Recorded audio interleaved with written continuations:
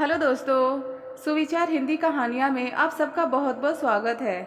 आगे बढ़ने से पहले यदि आपको यह स्टोरी पसंद आए तो प्लीज़ वीडियो को लाइक करें, शेयर करें और हमारे चैनल को सब्सक्राइब करना ना भूलें। शादी यानी बर्बादी। जब उसकी माँ ने उसके सामने उसकी शादी की चर्चा छेड़ी तो लता ने मुंह बिचकाते हुए कहा था, माँ मुझे शादी नहीं करनी है। मैं हमेशा तुम्हारे साथ रहकर तुम्हारा देखभाल करना चाहती हूँ। नहीं बेटा, ऐसा नहीं कहते। माँ ने स्नेह भरी नज़रों से अपनी बेटी की ओर देखा। माँ, मुझे शादी जैसी रस्मों पर बिल्कुल भरोसा नहीं। विवाह संस्था एकदम खोखली हो चुकी है। आप जरा अपनी ज़िंदगी देखो। शादी के बाद पापा से तुम्हें कौन सा सुख मिला है? पापा ने तो तुम्हें किसी और के लिए तलाक। कहती हुई वह अचानक रुक गई और फिर आंसू भरे नेत्रों से माँ की ओर देखने लगी। माँ ने दूसरी तरफ मुंह घुमा अपने आंसू को छिपाने की कोशिश करते हुए बोली, अरे छोड़ो इन बातों को। इस वक्त ऐसी बातें नहीं करते। और फिर लड़कियां तो होती है पराया धन। देखना, ससुराल जाकर तुम इतनी खो जाओगी कि अपनी माँ की तुम्हें कभी याद भी नहीं आएगी। और फिर बेटी को गले लगाकर उसके माथे को चूम लिया। ममता अपनी बेटी को बेहद प्यार करती है। आज 20 वर्ष हो गए उन्हें अपने पति से अलग हुए। जब ममता का अपने पति से तलाक हुआ था तब लता सिर्फ 5 वर्ष की थी। तब से लेकर आज तक उन्होंने लता को पिता और माँ दोनों का प्यार दिया। लता उनकी बेटी ही नहीं, उनके सुख दुख की साथी भी थी।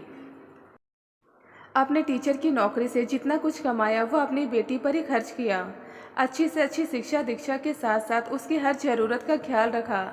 ममता ने अपनी बेटी को कभी किसी चीज़ की कमी नहीं होने दी, भले खुद कितना भी कष्ट झेलना पड़ा हो। आज जब ममता अपनी बेटी से उसकी शादी कर ससुराल विदा करने की बात कर रही थी तो भी उन्होंने अपने दर्द को अपनी बेटी के आगे जाहिर नहीं होने दिया ताकि उसे कोई कष्ट न हो। लता आजाद ख्यालों की लड़की है और उसकी परवरिश भी बेहद आधुनिक परिवेश में हुई है। उसकी माँ ने कभी किसी बात के लिए उस पर बंदिशें नहीं लगाई। लता ने अपनी माँ को हमेशा स्वतंत्र और संघर्षपूर्ण जीवन बिताते देखा है। ऐसा नहीं कि उसे अपनी माँ की तकलीफ़ों का अंदाज़ा नहीं है। वह बहुत अच्छी तरह जानती है कि चाहे कुछ भी हो, कितना भी कष्ट उन्हें झेलना पड़े, रो लेंगी परंतु अपनी तकलीफ़ कभी उसके समक्ष व्यक्त नहीं करेंगी। लता की शादी से इस बार बार इनकार करने पर ममता भावुक होकर कहती है, बेटा तू क्यों नहीं समझती? तुझे लेकर कितने सपने संजो रखे हैं मैंने, और तुम कब तक मेरे साथ रहोगी? एक ना एक दिन तुम्हें इस घर से विदा तो होना ही है। और फिर हंसते हुए आगे बोलती है, और तुम्हें एक अच्छा जीवन साथी मिले इसमें मेरा भी तो स्वार्थ छिपा हुआ है। कब तक मैं तुम्हारे साथ रहूँगी? एक ना एक दिन मैं इस दुनिया को अलविदा तो कहूँगी ही। फिर तुम अकेली अपनी ज़िंदगी कैसे काटोगी? कहते हुए उनका गला भर्रा गया। गगन एक पढ़ा लिखा लड़का है और एक प्राइवेट कंपनी में मैनेजर है। उसके परिवार में उसके माँ बाप, भैया भाभी के अलावा उसकी दादी है जो 80 या 85 साल की हैं। ममता को अपनी बेटी के लिए यह रिश्ता बहुत पसंद आया है। उन्हें लगा कि उनकी बेटी इस भरे पूरे परिवार में खुशहाल जिंदगी जिएगी। यहाँ पर तो सिर्फ उनके सिवा उसके साथ सुख दुख को बांटने वाला कोई और नहीं। वहाँ इतने बड़े परिवार में उनकी बेटी को किसी बात की कमी नहीं, और फिर उन्होंने अपनी बेटी का रिश्ता तय कर दिया। ममता अपनी ज़िंदगी भर की सारी जमा पूंजी, यहाँ तक कि अपने सारे जेवर भी शादी का खर्चा जुटाने हेतु बेच दिए ताकि बड़ी धूमधाम से अपनी बेटी को ससुराल विदा कर सके।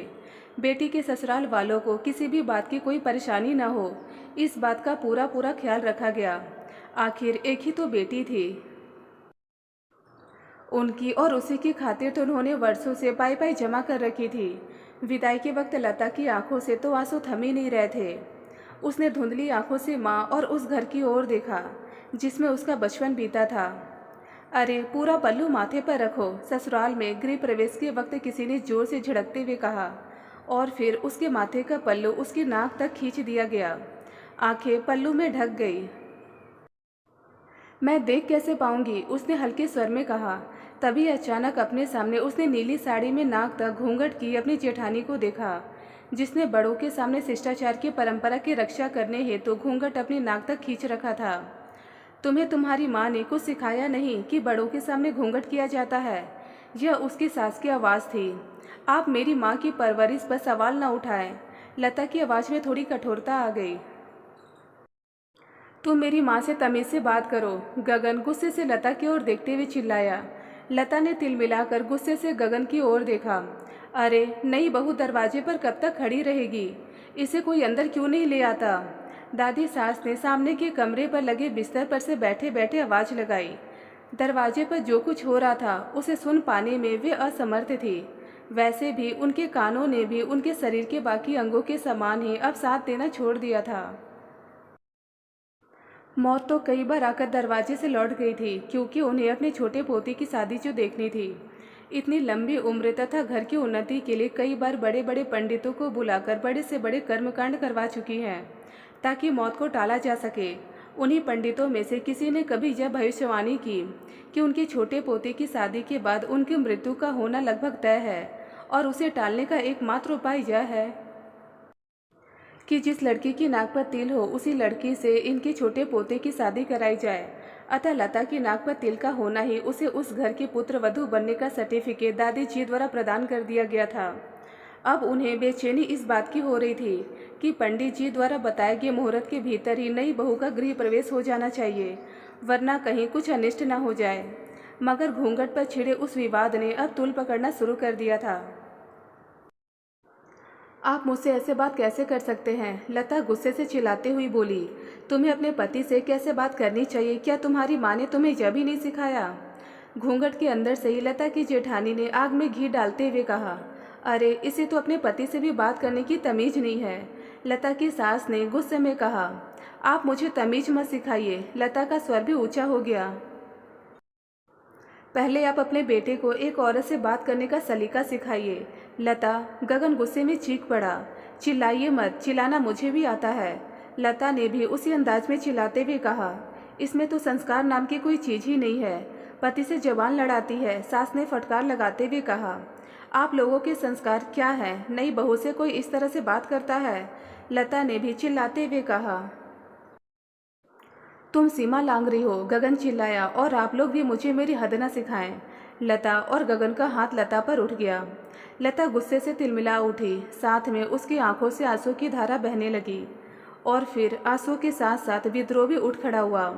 अचानक उसके पैर डोल गए और फिर नीचे रखे तांबे के कलश से उसके पैर जाकर उछलकर, और वह कलश उछलकर सीधा दादी सास के सिर से जा टकराया। और दादी सास इस अप्रत्याशित चोट से चेतना शून्य होकर बिस्तर पर लुढ़क गई।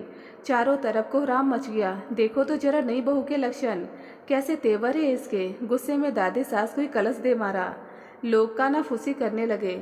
लता ने नज़र उठाकर देखा तो सामने के कमरे में बिस्तर पर दादी सास लुढ़की हुई थी। उनका सिर एक तरफ को झुका हुआ था। यह दृश्य देखकर लता की सांसें जैसे क्षण भर के लिए रुक गई। अरे हाय, यह क्या कर दिया तुमने? लता की जेठानी अपने सिर के पल्लू को पीछे की ओर फेंकती हुई दादी सास की ओर दौड़ पड़ी। लता को तभी अपनी जेठानी का चेहरा दिखा। उसके होठों पर लाल गहरे रंग की लिपस्टिक लगी हुई थी तथा साड़ी की मैचिंग की ही उसने बड़ी बिंदी अपने माथे पर लगा रखी थी। आंखों पर नीले रंग का आई शैडो भी लगा रखा था तथा गले में भारी सा लटकता हुआ हार पहना हुआ था। उनका यह बनाव श्रृंगार उनके अति श्रृंगार प्रिय होने का प्रमाण पेश कर रहा था। लता भी दादी सास की स्थिति देखकर घबरा गई और आगे बढ़कर उन्हें संभालने की कोशिश में अपने पैर आगे बढ़ा पाती उससे पहले ही गगन उसका हाथ जोर से पकड़कर खींचते हुए उसे पीछे की ओर धकेल देता है। वह पीछे की दीवार पर अपने हाथ से टेक बनाते हुए खुद को गिरने से बचा लेती है।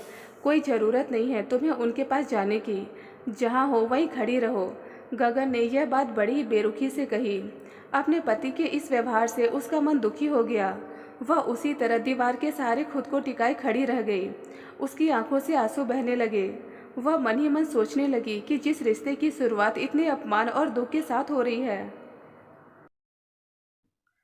उस रिश्ते में अब आखिर बचा ही क्या है जो आज नए जीवन की शुरुआत से पहले उसका इस कदर अपमान कर रहा है। जिस मानसिकता का प्रदर्शन उसके पति और उनके घर वालों ने किया, जितना कुंठित विचारधारा इन सबों की है, वैसी मानसिकता के साथ वह अपनी ज़िंदगी नहीं गुजार पाएगी।